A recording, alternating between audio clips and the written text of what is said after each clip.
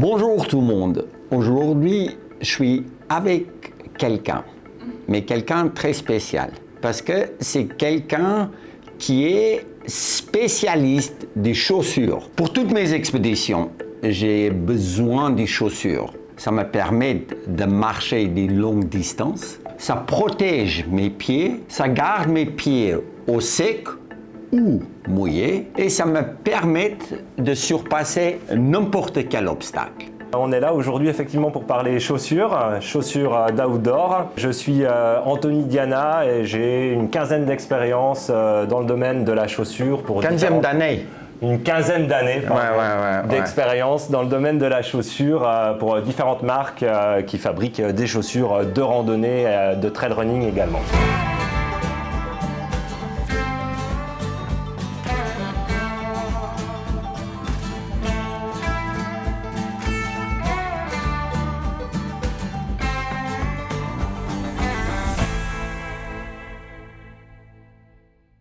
On a posé des questions à notre communauté pour qu'on ait une idée sur ce que les gens veulent faire avec leurs chaussures. Notre pied, c'est notre motorisation. Ça veut dire que si les pieds sont abîmés, c'est là où on reste stationnaire.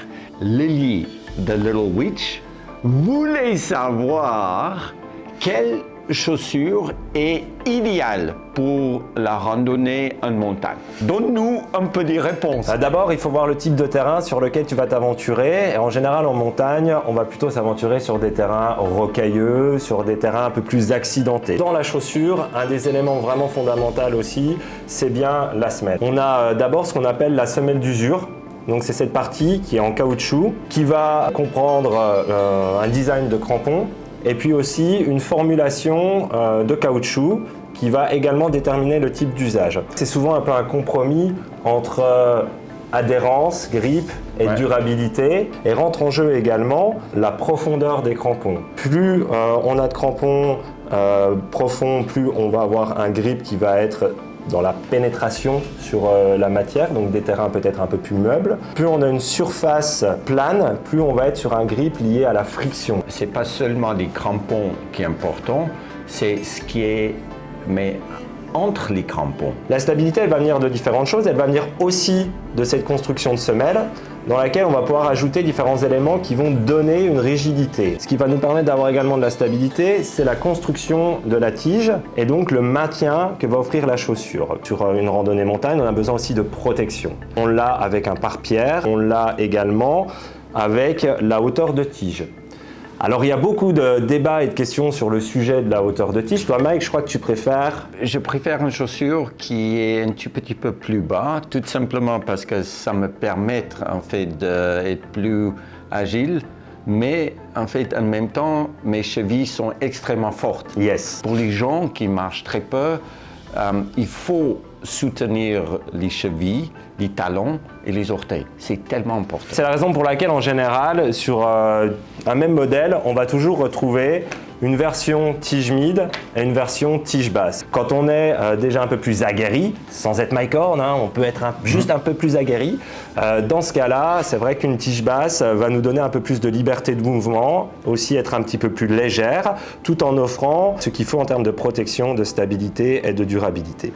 Juste un petit conseil, moi en fait en portant des chaussures un tout petit peu plus lourdes, je dois faire un tout petit peu plus d'effort et je deviens un tout petit peu plus fort. C'est mes expériences de 30 ans en marchant avec les chaussures qu'il faut des fois se renforcer nous-mêmes, qu'on devient plus fort pour porter une chaussure qui est peut-être un tout petit peu plus lourde, mais qui va vraiment résister. Voilà Lily, chaussures comme ça, j'espère qu'on a répondu à tes questions. D'ailleurs, en parlant d'imperméabilité, on avait justement quelques questions de la communauté, de Galelec T17, d'Uber Airlines et de François sur l'imperméabilité, la respirabilité des chaussures. Dans la chaussure, il y a plusieurs technologies qui permettent de garder le pied au sec. On appelle ça une construction bootie. On a comme un petit chausson à l'intérieur de la chaussure qui lui est 100% étanche donc voilà, qui a quasiment une pièce indépendante qu'on vient coudre, qu'on vient glisser à l'intérieur de la chaussure, et donc notre pied va être protégé de l'eau par ce petit chausson étanche. On appelle ça une construction bootie. On a d'autres technologies, notamment chez Columbia, un produit qui s'appelle OutDry. Cette construction-là est un petit peu le meilleur des deux mondes, puisque ça nous permet d'être absolument imperméable, avec une membrane également qui est directement thermocollée sur la doublure de la chaussure. Ainsi, on a vraiment quelque chose qui fait corps avec la doublure et qui évite à l'eau et aux débris de venir s'introduire. On garde aussi quelque chose qui est forcément plus flexible et quelque chose qui est plus léger. L'imperméabilité, la respirabilité et la légèreté grâce à ce type de technologie. C'est sûr que les chaussures étanches est plus étanche quand tu vas dans l'eau qui monte et qui rentre plus haut que la tige. Bien sûr. Ça, c'est sûr. Et là, tu es embêté parce que les chaussures qui sont étanches gardent la humidité à l'intérieur des chaussures. Si on va marcher dans la montagne et on doit traverser des rivières, on a meilleur temps d'enlever notre chaussure étanche, traverser la rivière et remettre notre chaussure étanche. Pour sécher une chaussure, c'est important d'enlever la petite semelle qui est à l'intérieur. On enlève cette partie-là. Après, on défait des lacets. Des lacets tiennent aussi pas mal d'eau. Et puis, on fait notre bâton avec un V et un Y au bout. Et puis, on met notre chaussure dans les bâtons, mais beaucoup plus haut que des flammes. Et l'air chaud rentre, ventile autour des chaussures, sans confondre notre semelle. Et ça, d'abord, on peut le mettre à l'intérieur de notre vêtement quand on dort. Et c'est comme ça, tous les soirs, de ma tente, à -60. Je séchais mes semelles comme ça. Parce que si je ne le faisais pas, ça formait la glace à l'intérieur des chaussures qui étaient étanches et je gelais mes pieds. Pas trop loin d'où on habite en Suisse et en France, on traverse un bout de mer et on arrive en Corse. Là, il y a un trail de ouf qui s'appelle les GR20. Ah, tu connais? Je connais. Bon, alors de quoi on a besoin en termes de chaussures pour faire un GR20? En vérité, ça va un petit peu dépendre justement de la durée. Si on le fait comme Mike, de manière très rapide, en 3 jours, on a besoin d'un peu moins d'équipement forcément que si on part sur une dizaine, douzaine, quinzaine de jours. Le gros impact dans tout ça, ça va être la charge. Un sac un peu plus lourd, ça veut dire des chaussures différentes. Plus de fatigue, plus de poids, besoin de plus de stabilité au niveau du pied. On va vraiment rechercher à avoir quelque chose qui nous maintient confortable sur 30-40 km par jour, 1500 à 2000 mètres de dénivelé par jour. Donc on va aller chercher un produit qui va avoir un peu plus d'amorti. Ah, ça c'est... Moi j'adore cette chaussure. Tu l'aimes bien celle-ci, Là je vous présente une chaussure tige basse. Toi, c'est ta favorite. Ah voilà, je crois qu'on ne peut pas faire meilleur exemple. Et donc l'autre option dont on parlait tout à l'heure, c'est pour ceux qui vont peut-être être moins à l'aise, marcher 8-10 heures par jour, craignent un petit peu la fragilité de leurs chevilles. On a bien sûr également le même produit avec une tige mid. Les chaussures, c'est qu'une extension de notre pied. Il ne faut jamais oublier ça. Question de goût. À poser une question sur, en fait, si on doit prendre une taille de plus ou une taille de moins, il faut l'espace autour des chaussures. Ce qui est important, c'est que, en fait, des chaussettes comportent à l'intérieur des chaussures qui est étanche ou pas étanche. Quand une chaussette est mouillée, là, on commence à avoir des problèmes. C'est pour ça, les gars, on prend toujours pas de culotte pour marcher, parce qu'il y a des frottements entre les cuisses. Après, il ne faut pas oublier qu'on a meilleur temps de prendre 2 paires de chaussettes, une paire qu'on peut sécher avec la chaleur de notre corps la nuit, et une chaussette qu'on marche avec tous les jours. Émilie, j'adore ta question. Tu veux savoir quelle paire de chaussures si tu as le droit d'amener qu'une seule paire de chaussures?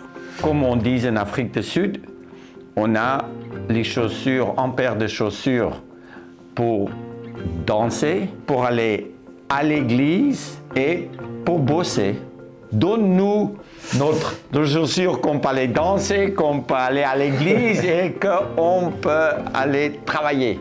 C'est un petit peu le couteau suisse de la chaussure en fait, c'est ça qu'on est en train d'essayer d'identifier. Chez Columbia, on a un produit qui joue également ce rôle-là, qu'on appelle la Atana, parce que c'est un produit en fait qu'on a pensé avec une idée de multifonction. Ah ça ouais, que je parle un petit peu. les classes, machin. Ouais. Merci. Et ce produit, c'est un peu, on a le VTT, vélo tout-terrain. Là, on a un petit peu la CTT, la chaussure tout-terrain. C'est un peu l'idée de ce produit. Je ne sais pas ce que je fais ce week-end, mais je pars avec des amis et on sait que potentiellement il va y avoir de l'aventure. Je mets cette chaussure dans le sac et je vais pouvoir faire une via ferrata, aller faire du parapente, aller faire du VTT et bien sûr l'activité d'accès à tout ça qui est la randonnée. On voit bien que notre profil est quand même bien marqué pour une chaussure de randonnée, mais aussi bien large. Et ça, une chaussure bien large, quand on fait des longues distances, ça donne des pieds du temps à reposer, presque. Ça, c'est un go everywhere shoe. Et les gonzesses l'aiment à fond. Toi, tu parles d'aller boire un verre au bar avec le produit. Tu cherches aussi un produit stylé. Exactement. Moi, je porte toujours un peu les mêmes chaussures. Et on a un produit, alors que je te dévoile parce qu'il n'est même pas encore sur le marché, il arrivera très rapidement, mais c'est un produit qui est également basé sur une chaussure de randonnée. Les couleurs, Alors, on a toute la fonction de la randonnée, mais là, en fait, on a un look qui va s'inspirer un peu plus de codes modernes qui viennent avec du sneaker et qui permet totalement à la fois d'aller faire une petite randonnée et de retour en ville, on peut passer boire une bière. Quand on commence notre petite promenade, c'est là où on regarde les paysages. Dès qu'on devient un peu fatigué, c'est là où on commence à regarder nos pieds. Et si on n'aime pas les chaussures, on va dégueuler très rapidement. C'est pour ça d'avoir une chaussure qui est un peu stylée, une chaussure avec une couleur qui est plaisante. Tu dois aimer ce que tu fais et tu dois être confortable comme tu es habillé, mais aussi il y a un aspect qui est important pour les gens, leur look est important. Et c'est comme ça que tu continues de faire pas après pas après pas. Je crois qu'on avait pas mal de questions sur le froid. C'est pas une chaussure qui est chaude.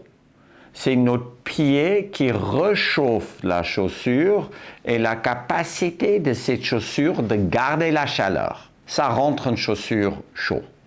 Mais quand on va juste regarder un match de foot, regarder du hockey à glace, boire un vin rouge à Noël, quelle chaussure tu proposes ?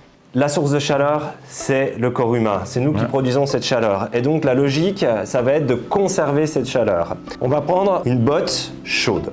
Chez Columbia, elle s'appelle la Bugga Boot. Elle est construite avec un système de coque en caoutchouc qui va permettre l'imperméabilité. On a une membrane également imperméable qui va jusqu'à mi-hauteur de la chaussure. Et puis, on va retrouver à l'intérieur cette technologie Omni-Heat à l'intérieur de la chaussure qui réfléchit la chaleur. Et donc là, on est protégé du froid de l'extérieur et plus la chaleur réfléchie de l'intérieur. Maintenant, on arrive et on doit aller dormir. On veut une chaussure très confortable, qui nous garde chaud aux pieds, que ta femme, elle apprécie pas vraiment, mais toi, t'as bien chaud et tu es nickel et tu es une bonne humeur. Qu'est-ce que tu as proposé? Un type de produit. Ah ouais, ça c'est classe. C'est la chaussure, tu ne sens pas que tu as une chaussure. C'est ce que tu vas aussi porter dans le refuge, potentiellement l'avoir dans ton sac, tu sais, tu arrives au refuge, tu mets ce produit. C'est extrêmement comme une doudoune, light, mais c'est pour les pieds. Et pour les gens qui sont dans les tentes, vite mettre ça et puis de sortir la tente pour faire nos besoins et de chasser un ours polaire, c'est vraiment utile. Antonio, ça c'était super. Je pense que c'était vraiment important de donner ce côté en fait design, un peu ce côté ingénierie derrière les chaussures. Juste pour faire une petite récapitulation sur les chaussures. Ça, c'est la chaussure pour randonnée en montagne, chemin technique accidenté. Ça, c'est la chaussure pour longue distance, GR20, Saint-Jacques-de-Compostelle qui nous était demandé aussi, du confort sur la longue distance. Ça, c'est sa version tige mid, même produit. Alors là, on est dans le trail running, donc vraiment on recherche la vitesse, la vitesse, la vitesse. Le couteau suisse, la chaussure multifonction. Danser, l'église et boulot. Et ceci, c'est ton coup de cœur esthétique, Mike. Elle est vraiment déjà pensée pour la randonnée technique aussi, avec vraiment le grip Adaptrax, des crampons de 5 mm, de la stabilité et de la protection. C'est la sandale? Ça, c'est la sandale pour l'hiver, en fait, avec une semelle adaptée au froid. Voilà. Et puis, avec l'Omni-Heat Infinity, qui est à l'intérieur, qui va nous garder bien au chaud cet hiver. Et voilà. Ah, j'ai oublié une petite chaussure, mes chaussures que je veux porter à la maison. Vous me voyez bien avec ce machin, non? Écoute, impeccable, merci beaucoup. L'affaire est réglée, comme on dit en Suisse.